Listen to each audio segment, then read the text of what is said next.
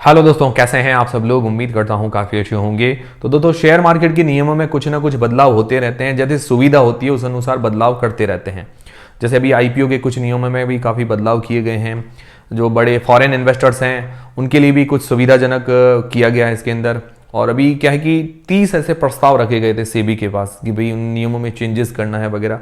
तो उनमें से 14 प्रस्तावों को पास कर दिया गया है। मतलब जो 14 चीज़ें हैं, उन 14 नियम हैं वो थोड़े बहुत चेंज किए, उनके अंदर थोड़ा मतलब मॉडिफिकेशन लाके सुविधाजनक किया गया है। तो उसके अंदर एक चीज़ आई है T+0 सेटलमेंट।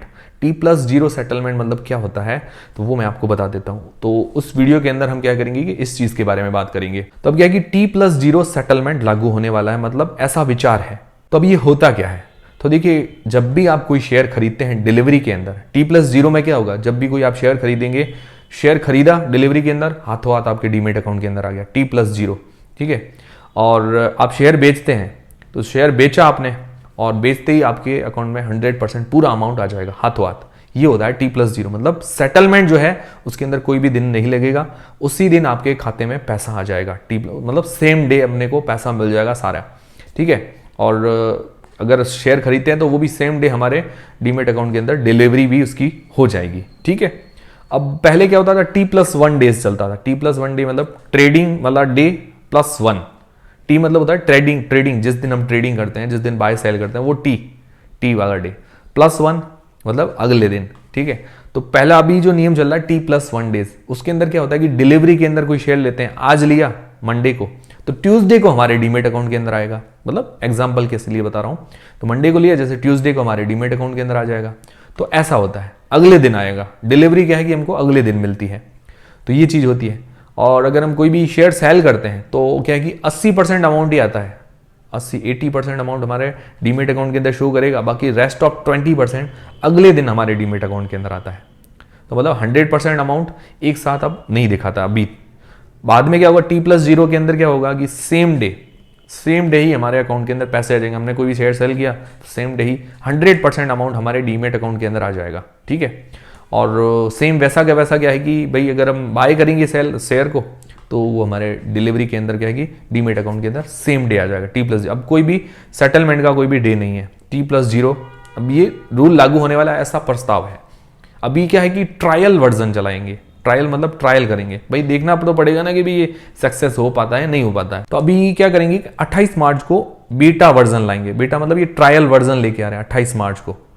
तो ट्रायल करेंगे 28 मार्च को। उसके अंदर कुछ चुनिंदा स्क्रिप्ट्स मतलब कुछ चुनिंदा शेयर्स, 25 शेयर्स पर ये ट्रायल होगा। ज़्यादा शेयरों पर नहीं होगा। मतलब शेयर देखिए तो 5000 से ऊपर शेयर्स लिस्टेड हैं, पर सब पर ये चीज़ें लागू नहीं होगी, क्योंकि ट्रायल करना है। ट्रायल में एकदम जल्दबाजी भी नहीं है, ये भी सही बात है। तो 25 अभी कुछ चुनिंदा शेयर्स होंगे, उन पर ये लागू होगा। उनके अंदर वो शेयर अगर हम सेल करेंगे तो वो सेम डे हमारे डिलीवरी के अंदर हमारे डीमेट अकाउंट के अंदर आ जाएंगे, और उनके जो पैसे हैं सेम डे हमारे डीमेट अकाउंट के अंदर दिखाएंगे। कुछ 25 स्क्रिप्ट जो भी शेयर है वो लिस्ट आ जाएगी, भाई वो भी मैं आपके साथ जरूर शेयर कर दूंगा। तो वो लिस्ट भी आ जाएगी, वैसे NSE BSE की वेबसाइट पर हमें सारी चीज़ें मिल जाएगी। और कुछ चुनिंदा ब्रोकर्स क्या, जैसे ये जीरोधा है, एंजल ब्रोकिंग, अपस्टॉक्स, इस तरह के जो ये क्या है कि डिस्काउंट ब्रोकर्स हैं। बाकी फुल सर्विस ब्रोकर भी होते हैं।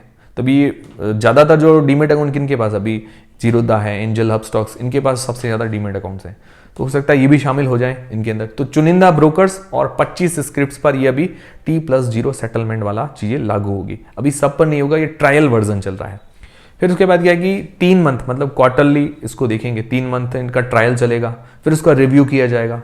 फिर 6 मंथ मतलब अगले 3 मंथ और ट्रायल किया जाएगा, फिर उसका रिव्यू किया जाएगा। भाई इसके अंदर पॉजिटिव्स क्या निकल कर आते हैं, नेगेटिव्स क्या निकल कर आते हैं, किसको फायदा हो रहा है, किसको नुकसान हो रहा है। तो वो सारी चीज़ें क्या कि एनालिसिस होगी। उसके बाद लगता है कि भाई ये सही चीज़ है तो T+0 डेज लागू हो जाएगा। नहीं लगता है गलत है तो वो बाद में हो सकता है कुछ मॉडिफिकेशन वगैरह करें। पर अभी ऐसा प्रस्ताव है कि भाई T+0 डेज आने वाला है। तो आपको क्या लगता है, अच्छी चीज़ है कि भाई टाइम पर हमारा पैसा आ जाएगा और डिलीवरी एक ही दिन के अंदर हो जाएगी? अच्छी चीज़ है या नहीं है? पर्सनली मुझे तो सही लग रहा है कि भाई सेम डे होना चाहिए। ऐसा अगले दिन डिलीवरी नहीं होनी चाहिए, सेम डे डिलीवरी हो जाए और सेम डे पैसा आ जाए। मुझे तो अच्छा लग रहा है। इससे क्या कि लिक्विडिटी बढ़ेगी।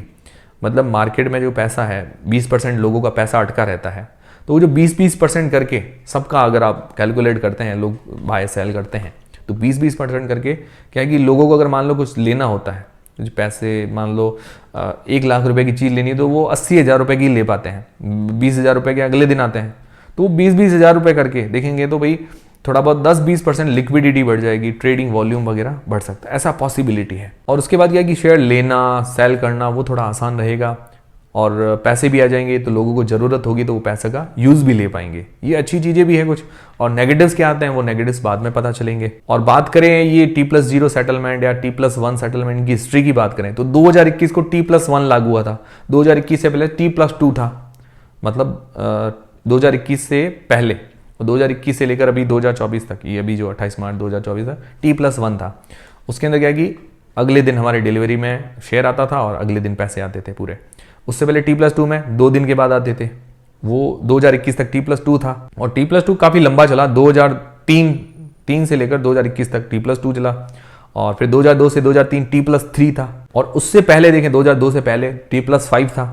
और बहुत पुराने में जाए तो T+14 भी था, बहुत पुराने टाइम में T+14 T+7 ऐसे करके धीरे धीरे मॉडिफिकेशन होते रहे। मॉडिफिकेशन तो होते रहते हैं, जैसा जमाना वैसे मॉडिफिकेशन होते रहेंगे। तो ये चीज़ है।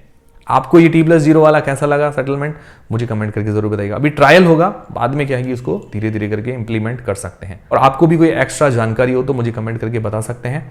और उम्मीद करता हूँ हमारा वीडियो, हमारी जानकारी आपके लिए काफ़ी हेल्पफुल रही होगी और जानकारी भरी रही होगी। जानकारी बच रही है तो वीडियो को एक लाइक जरूर करें, चैनल को सब्सक्राइब कर लें। मिलते हैं दोस्तों अगले वीडियो के अंदर।